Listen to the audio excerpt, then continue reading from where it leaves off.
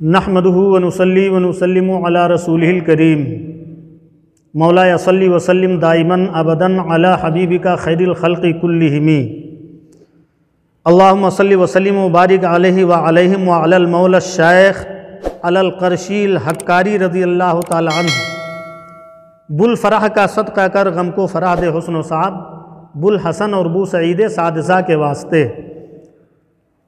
محترم معزز ناظرین سامعین، آج میں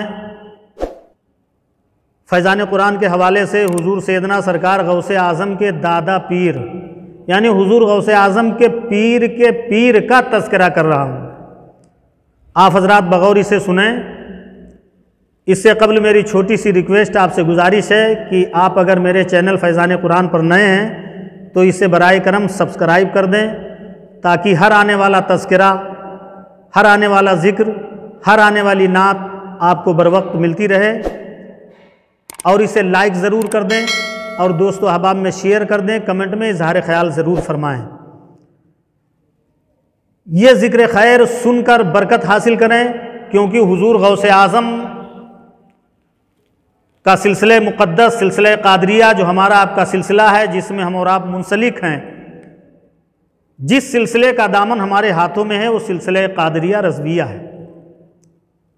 چاہے سلسلہ قادری ہو، چاہے سلسلہ چشتی ہو، یہ سب اللہ کی بارگاہ میں مقبول ہیں۔ تو سلسلہ قادریہ کے پیران اعظام کا ذکر پاک مختصر سا تعارف میں یکے بعد دیگرے پیش کر رہا ہوں۔ اس سے قبل میں نے حضور غوث اعظم کے پیر و مرشد کا ذکر پاک پیش کیا تھا۔ آج میں ان کے دادا پیر، حضور غوث اعظم کے دادا پیر شیخ الاسلام حضرت ابراہیم ابو الحسن علی ہاشمی حکاری رضی اللہ تعالیٰ عنہ کا ذکر جمیل پیش کر رہا ہوں۔ ابو الحسن حکار یا حالم حسن کن بیریا، اے علی اے شاہ علی مرتضی امداد کن، یہ حضور اعلیٰ حضرت کا شعر ہے۔ اور فرماتے ہیں بوالفرح کا صدقہ کر غم کو فرح دے حسن و سعاد بوالحسن اور بوسعید سعادزہ کے واسطے۔ حضور سیدنا سرکار ابو الحسن علی حکاری رضی اللہ تعالیٰ عنہ کی ولادت باسعادت 409 ہجری میں 1017 عیسوی میں بمقام حکار جو موصل کے قریب ایک گاؤں کا نام ہے، اسی گاؤں میں ہوئی۔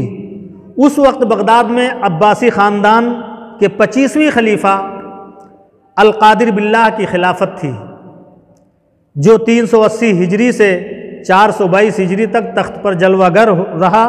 یہ خلیفہ بڑا عابد و زاہد اور فقیہ تھا، صاحب تصنیف تھا۔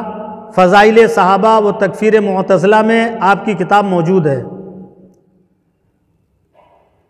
حضور غوث اعظم کے دادا پیر کا اسم گرامی، اسم مبارک کے بارے میں اختلاف ہے اور مختلف روایت ہے۔ جو اسما سامنے آتے ہیں وہ یہ ہیں: محمد بن محمود، علی بن محمود، علی بن یوسف، علی بن محمد۔ چنانچہ غلام دستگیر صاحب اپنی کتاب ذکر حسن میں لکھتے ہیں، ہماری خاندانی کتب میں ابراہیم مندرج ہے۔ ممکن ہے آپ کا نام ابراہیم ہو، لقب یا کنیت ابو الحسن اور باپ کا نام علی ہو، مگر چونکہ اکثر کا اس پر اتفاق ہے کہ آپ کا نام نامی علی ابن محمد ہے، اس لیے یہی درست سمجھا جائے۔ آپ کا لقب شیخ الاسلام اور کنیت ابو الحسن ہے۔ آپ کا سلسلہ نسب حضور اقدس صلی اللہ علیہ وسلم کے چچا زاد اور رضائی بھائی حضرت زید ملقب بھی ابو سفیان سے ملتا ہے۔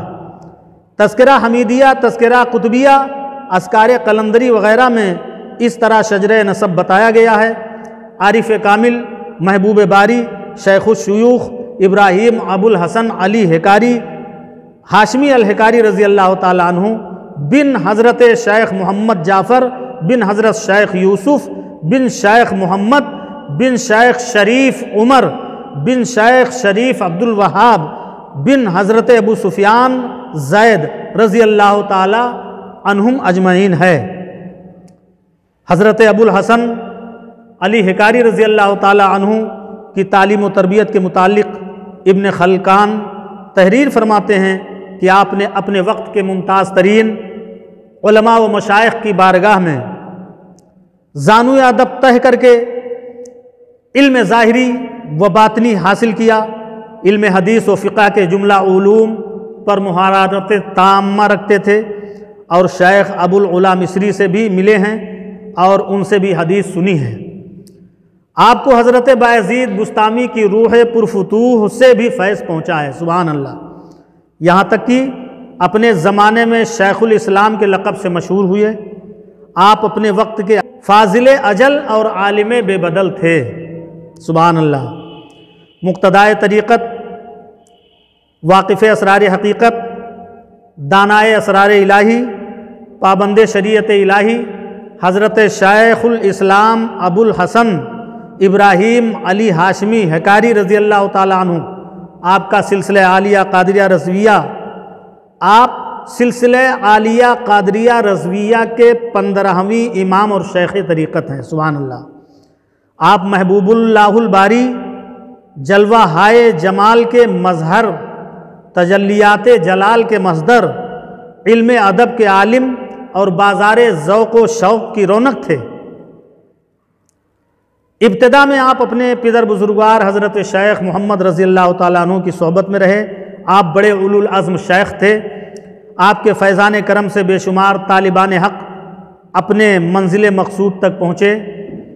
چنانچہ آشنائے بحر توحید حضرت شیخ ابو سعید مبارک مخزومی رضی اللہ تعالیٰ عنہ، جو حضور غوث اعظم کے پیر و مرشد ہیں، جو جناب فیض مآب حضرت محبوب سبحانی قطب ربانی غوث سمدانی محبوب سبحانی حضور سیدنا شیخ عبد القادر جیلانی رضی اللہ تعالیٰ عنہ کے پیر بیعت ہیں، پیر و مرشد ہیں، آپ ہی کی خدمت میں 18 سال خدمت گزاری فرما کر اور آپ کی اتباع اور پیروی کر کے مسند ارشاد و تلقین پر متمکن ہوئے۔ حضرت سیدنا شیخ ابو الحسن حکاری رضی اللہ تعالیٰ عنہ کو قطب وقت غوث زماں حضرت ابو الفرح محمد طرطوسی رضی اللہ تعالیٰ عنہ سے شرف بیعت حاصل ہے، اور انہی کے نظر کیمیا اثر سے آپ کے قلب و جگر عرفان و ایقان سے روشن و تابناک ہوئے۔ آپ حضرت طرطوسی رضی اللہ تعالیٰ عنہ کے اجلہ خلفاء میں سے ہیں، اور آپ کا سلسلہ بیعت حضرت معروف کرخی رضی اللہ تعالیٰ عنہ کے بعد 2 شاخوں میں ہو گیا، کیونکہ حضرت معروف کرخی رضی اللہ تعالیٰ عنہ کو 2 بزرگوں سے فیض پہنچا ہے، ایک حضرت علی رضا رضی اللہ تعالیٰ عنہ سے اور دوسرے حضرت داود طائی رضی اللہ تعالیٰ عنہ سے۔ اول الذکر سلسلہ کو سلسلۃ الذہب کہتے ہیں، اور اس وقت سلسلہ قادریہ رضویہ میں اسی سلسلے سے بیعت کی جاتی ہے، سبحان اللہ۔ حضرت ابو الحسن حکاری رضی اللہ تعالیٰ عنہ اپنے وقت کے علم شریعت و علم طریقت کے امام تھے۔ علم کے ساتھ عمل میں بھی آپ ایک تائے روزگار تھے، چنانچہ تمام تاریخ نگاروں نے اس بات کا برملا اعتراف کیا ہے کہ آپ ہمیشہ صائم الدہر اور قائم اللیل رہتے، اور ہر تیسرے دن پر ہی آپ کچھ کھانا تناول فرماتے، اور قیام اللیل کا یہ عالم تھا کہ عشاء کے بعد آپ اپنے محبوب حقیقی کے کلام کو شروع فرماتے، اور نماز تہجد کے پہلے ہی 2 ختم قرآن شریف ختم کر لیا کرتے تھے، سبحان اللہ۔ صاحب کتاب انوار صوفیہ کی روایت ہے کہ آپ رات کو جب تہجد کی نماز پڑھتے اس وقت تک قرآن مجید کے 10 ختم کر لیتے، سبحان اللہ۔ یعنی بعد نماز عشاء سے تہجد تک آپ قرآن خوانی میں مصروف رہتے تھے، اور کلام الہی کی بے پناہ لذتوں سے سرور و کیف کا سامان مہیا کیا کرتے تھے، گویا آپ ساری رات محو راز و نیاز رہتے۔ دنیا کی سیاحی بھی آپ نے فرمائی، اور اسی سلسلے میں وقت کے ممتاز ترین علماء و مشائخ کی بارگاہ میں جا کر ان سے ملے، اور ایک دن حضرت ابو الفرح طرطوسی رضی اللہ تعالیٰ عنہ کی بارگاہ مقدسہ میں حاضر ہو کر شرف بیعت حاصل کیا، اور پیر کامل کے فیض نگاہ سے سیر ظاہر کو چھوڑ کر سیر باطن فرمانے لگے، یعنی باطن کا سیر کرنے لگے، اور انہیں کے خلیفہ اول مقرر ہوئے۔ سبحان اللہ۔ حضور سیدنا سرکار ابو الحسن علی حکاری رضی اللہ تعالیٰ عنہ کا ذکر جمیل اگر کیا جائے تو بہت سارا وقت چاہیے۔ آپ نے پیشن گوئی بھی فرمائی کہ میرے خاندان سے ولی کامل بھی ہوں گے، میرے خاندان سے امراء بھی پیدا ہوں گے، یعنی درویش بھی پیدا ہوں گے، امراء بھی پیدا ہوں گے۔ تو اس سلسلے میں حضور سرکار غوث اعظم کے دادا پیر کی یہ پیشن گوئی حرف بحرف پوری ہوئی۔ آپ کے خاندان میں خلیفہ بھی ہوئے، آپ کے خاندان میں امراء بھی ہوئے، حاکم بھی ہوئے، آپ کے خاندان میں درویش کامل بھی ہوئے، فقیر بھی ہوئے، اور حضور سیدنا سرکار ابو الحسن حکاری رضی اللہ تعالیٰ عنہ کے ہم عصر علماء بڑے بڑے جلیل القدر علماء تھے۔ چونکہ آپ کا زمانہ علم و ادب کا زمانہ تھا، شعور و فکر کا دور تھا، اور آپ کے دور میں جلیل القدر علماء و فضلہ سے کائنات فیضیاب ہو رہی تھی، اور دنیا کا ایک ایک گوشہ ان علماء کے نور ہدایت سے تابناک ہو رہا تھا۔ اس لیے مناسب ہے کہ آپ کے معاصرین علماء کی مختصر سی فہرست بیان کر دی جائے تاکہ قارئین کے ذہن و دماغ میں اس پرعظمت دور کی برتری جم جائے اور آپ کی شخصیت علمی میدان میں واضح ہو جائے، جن کے اسماء اس طرح ہیں: حجت الاسلام امام محمد غزالی طوسی رضی اللہ تعالیٰ عنہ، آپ کے ہم عصر علماء میں سے ہیں، بزرگوں میں شیخوں میں سے ہیں۔ حافظ دار قطنی، سرتاج نحویہ ابن جنی، سرتاج بلغار بدیع، قدوری شیخ الحنفیہ، ابن سینا شیخ فلاسفہ، امام بہقی، عبد القاہر جرجانی، شیخ ابو الحسن خرقانی رضوان اللہ تعالیٰ علیہم اجمعین، یہ حضرت سیدنا شیخ ابو الحسن حکاری رضی اللہ تعالیٰ عنہ کے دور کے ہم عصر علماء و فقیہ اور درویش کامل ہیں۔ آپ نے پوری زندگی اسلام کی نشر و اشاعت میں صرف فرما دی اور اپنے فیوز و برکات سے مخلوق عالم کو فیضیاب کرتے رہے۔ شریعت ظاہری کا ہر آن و قدم پر خیال فرماتے اور سنت نبی کریم صلی اللہ علیہ وسلم پر اس طرح مضبوطی سے قائم رہے کہ آپ کا ایک قدم بھی کبھی شریعت کے خلاف نہیں اٹھا۔ سبحان اللہ۔ آپ کی اولاد امجاد کی کوئی فہرست دستیاب نہ ہو سکی، البتہ ایک صاحبزادے کے نام کا پتہ چلتا ہے جن کو آپ نے خلافت بھی عطا فرمائی تھی، جن کا اسم گرامی حضرت شیخ ظاہر رضی اللہ تعالیٰ عنہ ہے، اور اس کے بعد آپ سے آپ کی اولاد و امجاد کی نشاندہی ریاست بہاولپور، اضلاع جھنک، گوجرا نوالا، سیالکوٹ، لائل پور، لاہور وغیرہ میں بکثرت ملتی ہیں۔